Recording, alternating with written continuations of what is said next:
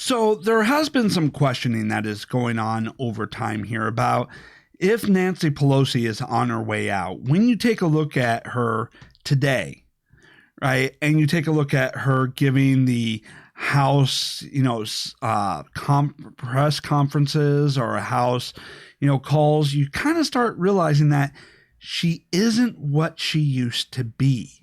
I mean, the calculus for Nancy Pelosi was that she was a political animal and a fundraising powerhouse. But age is catching up with her, just like it has with Joe Biden.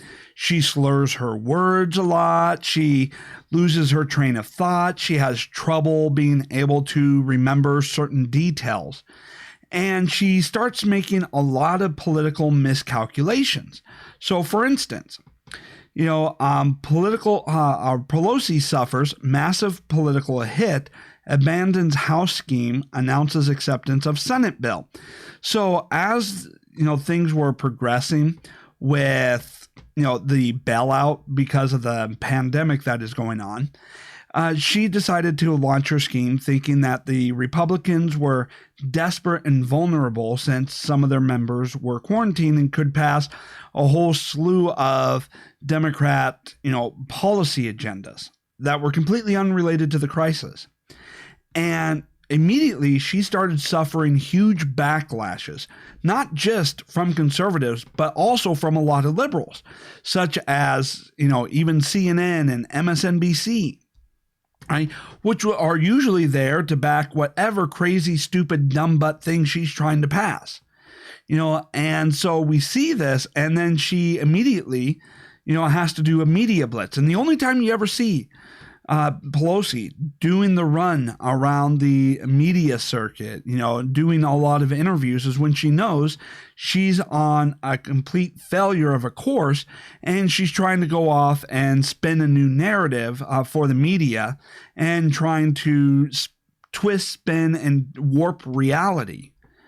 But at some point, the Democrats are starting to ask themselves, whereas before she was more of a benefit than a liability, is that starting to change? I mean, take a look at what she was trying to do here. $300 million for refugees / migrant, especially at a time when we're dealing with, a bailout and the borders are closed. What did that have to do with anything?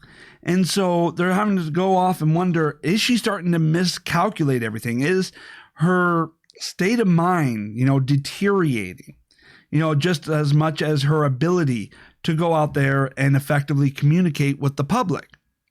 Is she, on a slower trajectory to becoming Joe Biden, right? Now, it's not as advanced as Joe Biden, but you can definitely see things going there. And as far as her fundraising capabilities go, well, that's on the decline too. As you can see, the Democrats are not in a financially good situation. The DNC, for example, they've been struggling financially ever since the Obama years, and they still haven't recovered.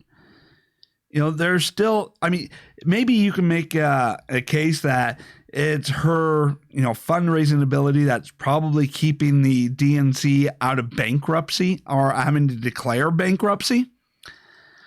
But as time goes on and she keeps making more and more of these missteps and people are seeing her declining more and more, you got to wonder, is she on her way out? Is she finally just giving one last, we'll put up with you until we get to November, but after November, it's just time for you to move on, go out to greater pastures. We got some odd places where we're starting to see that, because of her missteps and miscalculations, that maybe, the only way the Democrats can have a hope of coming back in the 2020 election and have a competing chance is for them to push Nancy Pelosi to the side, saying, hey, she was good all this time. She's really been a benefit, but, we're at a point or a stage where we need to move on to newer, bolder leadership, and set her out on her way, to retirement. you know, and we also see that, hey, you know, there's been a lot of missteps since Trump took office on the Democrat side, a lot of miscalculations, a lot of, you know, especially in the last 2 years where, you know, the things that we were doing in order to even take back the House in 2018 are now coming back to bite us in the butt because we're getting caught red-handed, you know, having pushed out a whole bunch of hoaxes, conspiracies, abusing power all over the place in order to do so. And now all of that is coming to light.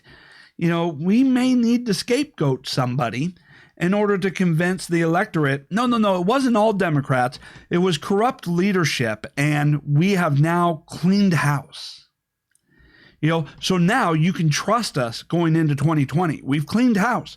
This is going along the lines of the same line of thought that because Bernie Sanders and Joe Biden have no chance in the general election against Donald Trump, that if they can, you know, get to a situation where they have a brokered convention, that the person who ends up with the nomination could be someone completely different, like Governor Cuomo of New York, who they can say, hey, in a crisis, they can stand up. Because people are looking at Joe Biden going, there's some serious cognitive problems there. And people are taking a look at Bernie Sanders going, you don't have any ability whatsoever to pay for the checks you're trying to write, right? And so as they are trying to figure out if there's a way to save the presidential race in 2020, they're also trying to figure out ways that they can remarket themselves, dump the baggage that has made a lot of problems and made 2020 harder for themselves, and be able to pivot and twist everything in order to say, out with the old corrupt and in with the new and bold. So you got to start wondering here, you know, is Nancy Pelosi on her way out? Are Republicans, are you prepared for the dramatic shift in the 2020 presidential election or political election? If they decide to put Nancy Pelosi out to pasture, dump all the problems and missteps on her feet, ready to completely shred the legacy that they have built up for her, right? The narrative of her legacy, completely shred it and pivot to someone completely different.